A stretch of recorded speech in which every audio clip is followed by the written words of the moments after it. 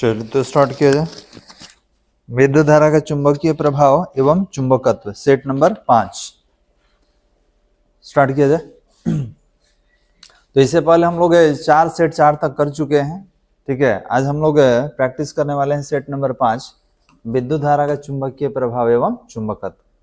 Total आपका 23 question है। चलिए एक एक करके आप बताएंगे सेट नंबर 5 का।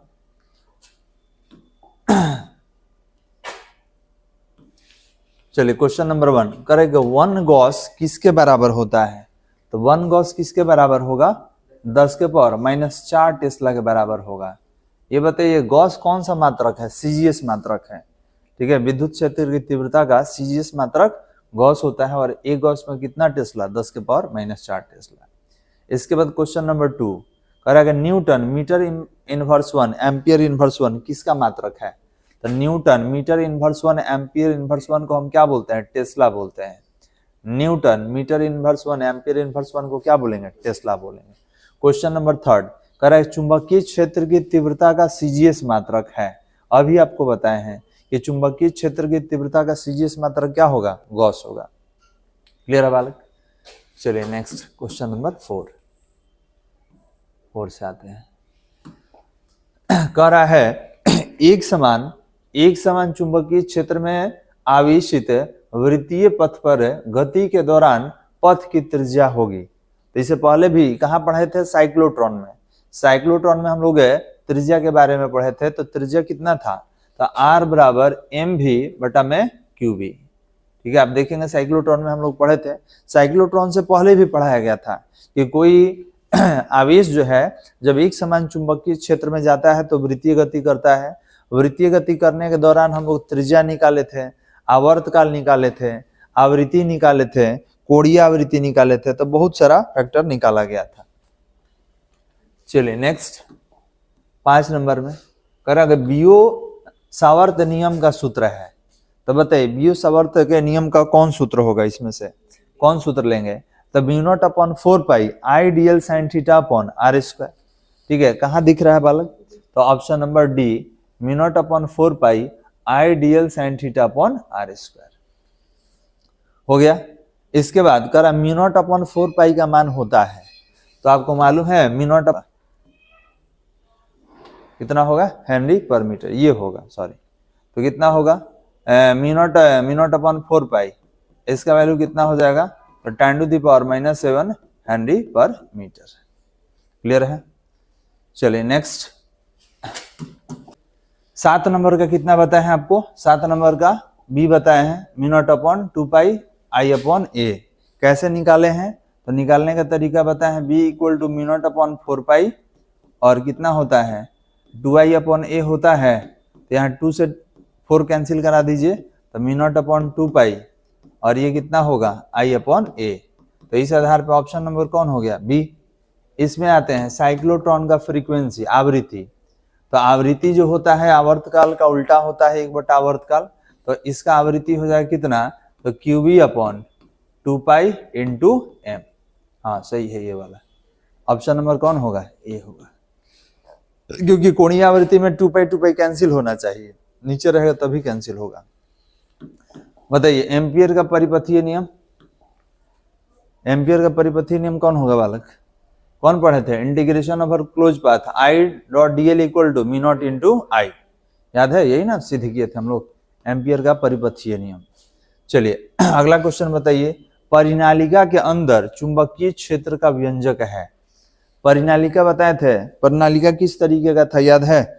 परिनालिका जो है कुछ इस तरीके का, मतलब एक पाइप की तरह था और इसमें हम लोग कुंडली लपेट कर ऐसे बनाए थे, याद है? तो कह रहा है कि अंदर चुंबकीय क्षेत्र का तीव्रता कितना होगा बताइए। तो आप दोनों में से कोई ले सकते हैं, यहाँ पे ये भी होगा और यहाँ पे ये भी होगा, दोनों में से कोई हो सकता है। तो ऑप्शन नंबर दोनों के लिए कौन है? डी। कैसे? तो आपको शायद हमने बताया था कि परिनालिका के अंदर चुंबकीय क्षेत्र होता है μ0 और जब ये n टूटेगा ना तो कैपिटल N/L होता है, ठीक है। तो इसको अगर तोड़ दीजिएगा तो μ0 ये हटेगा तो कितना होगा? n I और नीचे क्या हो जाएगा? L। तो ऐसा ऑप्शन ए में दिख रहा है और सी में, तो क्या हो जाएगा? ऑप्शन नंबर डी, क्योंकि इसमें कह रहा है ए तथा सी दोनों। दिख रहा है ना जी। चलिए 11 नंबर बता दीजिए। कह रहा है 2 समांतर धारावाही चालकों के बीच क्रियाशील बल होता है, कितना होगा? 2 × 10⁻⁷ न्यूटन प्रति मीटर। कैसे? तो निकाल के हम लोग देखे थे पिछले क्लास में। ठीक है, 11 नंबर है ना। तो इसमें 2 धारावाही चालक है और इनमें एक समान या विपरीत दिशा में करंट जा सकता है। तो करंट I1 का वैल्यू 1 एम्पियर ले लिए, करंट I2 का वैल्यू भी हम लोग 1 एम्पियर ले लिए, इनके बीच का दूरी 1 मीटर ले लिए। अब इसको बनाइए।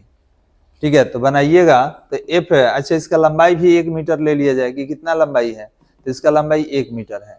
तो F/L क्या होता है, याद है? μ0/4 ये होता है 2I1I2/R। क्लियर है बालक?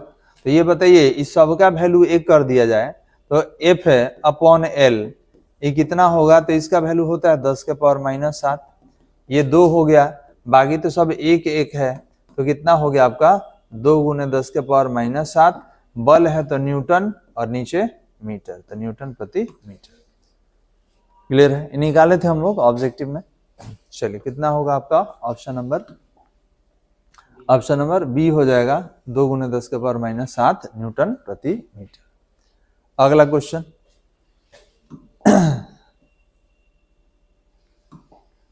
बताइए क्या हो सकता है इसमें? 12 नंबर में बताया जाए। कह रहा है कि 2 समानांतर चालक तार से 10 एम्पियर की धारा प्रवाहित हो तथा दोनों 5 सेंटीमीटर की दूरी से अलग हो तो उनके बीच क्रियाशील बल होगा। तो अभी जो फॉर्मूला पे बनाए थे उसी पे बनाइए, वैल्यू यहां से ले लीजिएगा। तो ध्यान देंगे हमसे क्या पूछ रहा है, तो बल प्रति लंबाई में। तो फॉर्मूला क्या था? μ0/4 तो उसके जगह पे 10⁻⁷ हो जाएगा 2I1I2। तो 2I1I2 में दोनों कह दिया कि 10 एम्पियर है, तो 10 × 10 और इनके बीच का दूरी कितना है? 5 सेंटीमीटर। तो 5 हो गया, सेंटीमीटर को मीटर में बदल दीजिए। अब इसको हल करके देख लीजिए कितना रहा है।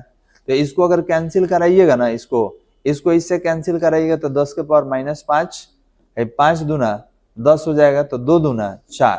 तो 4 × 10⁻⁻5 में से वो घटा दीजिए, कितना? -4। कहीं है इसमें? न्यूटन प्रति metre. Option number C, option number C ये हो जाएगा।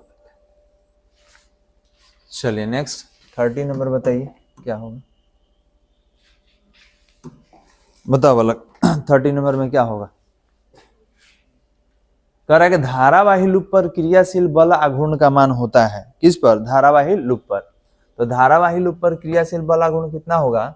तो याद है हम लोग पढ़े थे गैल्वेनोमीटर, उसमें NI/AB cos थीटा था। तो इसमें से नहीं sin थीटा था। तो इसमें N और I को कहाँ कर लेंगे? बाहर। NI को बाहर कर लीजिए तो अंदर क्या बचेगा? A × B। A क्या है? क्षेत्रफल है और B क्या है? चुंबकीय क्षेत्र की तीव्रता। ठीक है, N क्या है? कुंडली में फेरों की संख्या। चलिए अगला क्वेश्चन बताइए, 14 नंबर बताइए। कह रहा है कि प्रति चुंबकीय पदार्थ है। तो प्रति चुंबकीय पदार्थ किसको बताया गया था? बताइए प्रति चुंबकीय पदार्थ इसमें से कौन हो सकता है? तो प्रति चुंबकीय पदार्थ क्या होगा? Aluminium, nickel, water, not. दो हम याद रखिए, प्रति चुंबकीय पदार्थ का मतलब चुंबकशीलता लगभग ना के बराबर होता है। ठीक है, प्रति चुंबकीय पदार्थ का चुंबकशीलता क्या होगा? लगभग ना के बराबर। तो जल भी है, जल होता है, गैस भी होता है, इसी में गैस भी होता है। तो कौन हो जाएगा बालक? जल हो जाएगा। देख लीजिए लिस्ट में देख लीजिए।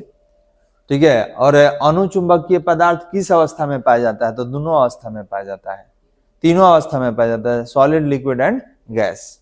अच्छा, प्रति चुंबकीय पदार्थ ये भी तीनों अवस्था में पाया जाता है, सॉलिड, लिक्विड एंड गैस। और लौह चुंबकीय पदार्थ केवल क्रिस्टलाइन स्टेट में, मतलब ठोस अवस्था में। तो चलिए इसमें कौन हो गया? वाटर। अनुचुंबकीय पदार्थ किस अवस्था में पाया जाता है? तो तीनों अवस्था में। कौन कौन? Solid, liquid and gas. 16 number आप बताइए, 16 नंबर कौन होगा बालक? बताओ। लौह चुंबकीय पदार्थ के लिए अपेक्षिक चुंबकशीलता का मान क्या होता है? बहुत अधिक होता है, बहुत ज्यादा होता है। तो बहुत ज्यादा कहाँ दिख रहा है? ऑप्शन नंबर सी में। चलिए नेक्स्ट 17 नंबर में, चुंबकीय द्विध्रुव आघूर्ण पर लगने वाला बल आघूर्ण क्या होता है?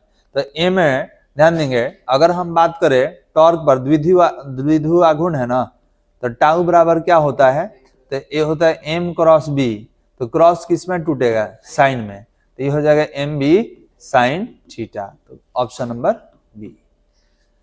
क्लियर है बालक। चुंबकीय फ्लक्स, तो फ्लक्स का मात्रा क्या होता है, टेस्ला मीटर स्क्वायर या वेबर बोलेंगे, ठीक है। तो कहां दिख रहा है, कहीं है चुंबकीय फ्लक्स का मतलब टेस्ला मीटर स्क्वायर, हाँ ऑप्शन नंबर सी टेस्ला, इसको वेबर भी कहा जा सकता है टेस्ला मीटर स्क्वायर को। अगला है 19 नंबर में, निम्न में सही संबंध है, तो बताइए सही संबंध क्या है।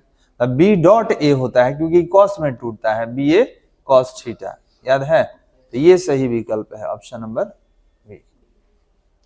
जूल पर टेस्ला समान है, बताइए जूल पर टेस्ला किसके समान है, क्या ऑप्शन हम लोग ले सकते हैं इसका। जूल पर टेस्ला किसके समान होगा, तो ampere metre square magnetic dipole moment, ठीक है। आप लिखे थे ना m इक्वल टू ध्रुव प्रबलता इनटू इसका लंबाई, तो याद रखिए एक का एम्पियर मीटर लेते हैं, एक का मीटर, तो इसको क्या लिखेंगे हम लोग, ये किसके बराबर होगा, जूल पर टेस्ला। इसको सॉल्व कीजिएगा तो क्या आ जाएगा, एम्पियर मीटर स्क्वायर। कोई दिक्कत यहां तक, आगे बढ़ा दे। चलिए अब कह रहा है कि क्षण चुंबक के कारण अक्षीय स्थिति पर चुंबकीय क्षेत्र की तीव्रता, तो अगर क्षण चुंबक वाला भूल जाए तो वो वाला याद है ना कि 2p/r3, तो इसमें p के जगह पे m रहता है।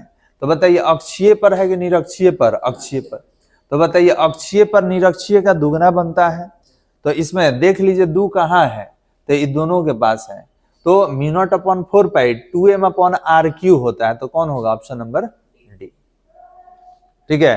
अगर यही निरक्षीय पे रहता तब बताइए क्या होता, कि अगर ये निरक्षीय पे निकालते तब क्या होगा, निरक्षीय पे रहता तब किसको लेते हैं, तो ऑप्शन ए पे लेते, क्योंकि निरक्षीय कहाँ होता है, लंबवत होता है। चलिए नेक्स्ट,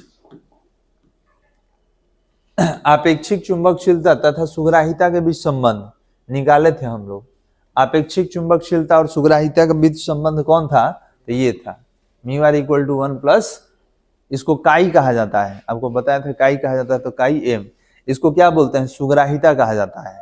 तो याद रखेंगे प्रति चुंबकीय पदार्थ का सुग्राहिता क्या होगा, 1 से कम, अनुचुंबकीय पदार्थ का सुग्राहिता क्या होगा, 1 से ज्यादा, और लौह चुंबकीय पदार्थ का सुग्राहिता क्या होगा, 1 से बहुत अधिक। मतलब जो μr का संबंध होता है इसका भी संबंध होता है। चलिए बी भी समान होता है, तो पृथ्वी का क्षैतिज घटक और लंबवत घटक, तो एक पढ़ाए थे क्षैतिज घटक BH equal to B cos delta, याद है, और एक पढ़ाए थे BV equal to B sine delta, तो इसमें देख लीजिए साइन डेल्टा वाला कहाँ है, ऑप्शन नंबर ए है। कोई दिक्कत यहां तक बालक, बस यहीं रोकते हैं, बाकी अगले वीडियो में।